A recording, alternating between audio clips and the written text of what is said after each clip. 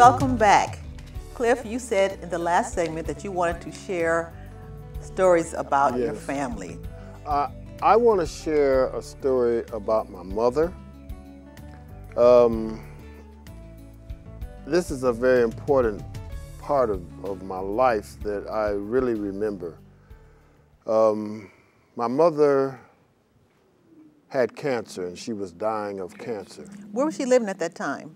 My mother and father lived in Lake Alfred, Florida at that time, and I was in Colorado, in Denver, and I had a case, and I was out on bond, and I knew I was going back to the penitentiary. There was no ifs and ands and buts about that. This was my second stay that I was getting ready to do back in the Colorado State Penitentiary. Is that the time you took the children with you to Florida? Yes, that's the time that my ex-wife let me take the kids. She let a drug addict take her children to She Florida? let me take the kids to Florida with me when I went. Did you have money? No, had no money. I had gotten a stolen credit card, and I had about maybe $15, $20 cash money. And I drove all the way to Florida on a stolen credit card, Freddie. And $15. And I would buy the kids a little hamburger here and there, little cheap hamburgers, and I just drove straight through from Colorado to Florida to see my mother, who was dying of cancer. Now, I want you in the audience to think about this. I go down to Florida, I have a case, I'm still using drugs. My life is a mess. And I go down there to see my dying mother on her dying bed. And you know what happened to me when I went down there, Freddie? Don't tell me you used drugs. Oh, yes. I was busted with some marijuana, walked in a liquor store with a marijuana joint in my mouth. And there were some detectives in there, and they arrested me. That was pretty bold of you. Very bold of me. And the thing of it was, I had to call my father to come and bond me out of jail or get me out. And I called my daddy, and he said, well, he would come and pick me up. He would get me in the morning. I said, no, Daddy, I don't want those kids to wake up and I'm not at home. You got to come get me tonight. Right. My father came and got me that night. I went back home to my mom and dad's. Now imagine, this is what my mother said to me. Was she happy to see you? No. What did she say? When I went in the bedroom, my mother was in the bed, and she was very ill. This was the last stage of her life.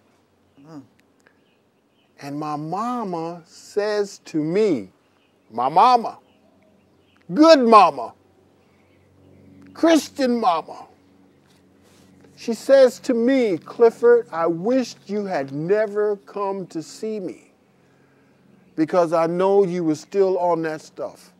Here is your mama telling you that she did not want to see me. That's devastating. That's something that has stayed with me all of my life. And I remember you telling me about her calling your brother Gene. Well, she called my brother Gene, who lived in Jersey, and he came down, but I never knew why he was there. But my brother Gene never did say anything to me about that. So, you know, that was part of what I went through. But he never did say anything, but it was a mess. But I always had in my mind that what if my mother died while I was in the penitentiary? It was something that I never could live down. But when she did die, I was able to attend her funeral. That was a blessing. A blessing. And I know nobody did that but God. God worked that out for me, because that would have been a devastating blow to me in my life. Now let's talk about your children. I remember a story you told me about your son Jeffrey when you were washing the car. Well, with my son Jeffrey, he was about 2 years old. Maybe no, I would say maybe 2 or 3, just beginning to walk. And I was washing the car, and I had bought me a whole bag of marijuana that I was going to smoke this marijuana, and I was going to cruise in the car and drive, you know, and get high. Well, Jeffrey was out there with me while I was washing the car. Well, he got a hold of the bag of marijuana. Now, he didn't dump this marijuana on the sidewalk. He dumped it in the grass. Marijuana is green. Yes. And so it was wasted when he dumped it out. Do you know, I was so angry with him that, you know, I spanked him very much. An innocent child. Innocent child. He did not even know. But because of my anger, I really whipped him. Wow. Now, remember the story you told me about Rhonda, who was a debutante, getting ready to enter into society. Yes. Well, my daughter, she was going to be a debutante that night. It was on a Saturday night. And, you know, all the fathers are supposed to march their daughters down the aisle. Well, I was so high that night that she had to hold me up. Wow. And that was, you know, a devastating thing that, you know, those kind of things that happened in my life. But you know what, Freddie? All of those things God has brought me out of and has changed my life in a sense that, you know, now we're doing drug alternative program because I want to help somebody not go through life what I went through. But there are more stories that, you know, we'll hear about them as long as, you know, we're doing these programs that you will know a little bit more about. Right. And, you know, you are a miracle. Yes. You know, it says that every conversion is a miracle. And my husband is a miracle. Praise and I him. had no Praise him. idea that I would be married to you.